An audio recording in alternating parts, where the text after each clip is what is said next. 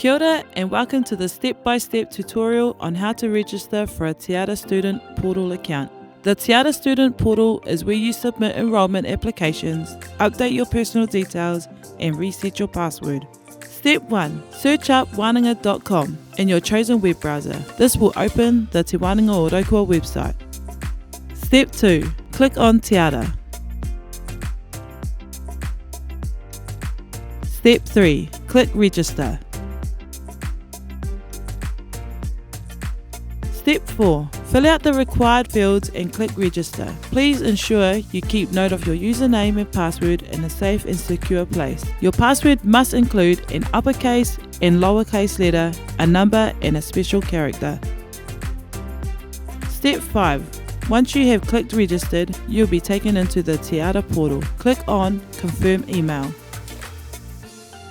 Step 6. You'll be sent an email asking you to confirm your registration. Open the email and click Complete Registration or copy and paste the link below into your chosen web browser. Step 7. You'll be redirected to Te Ara, which will show that your email has been confirmed successfully.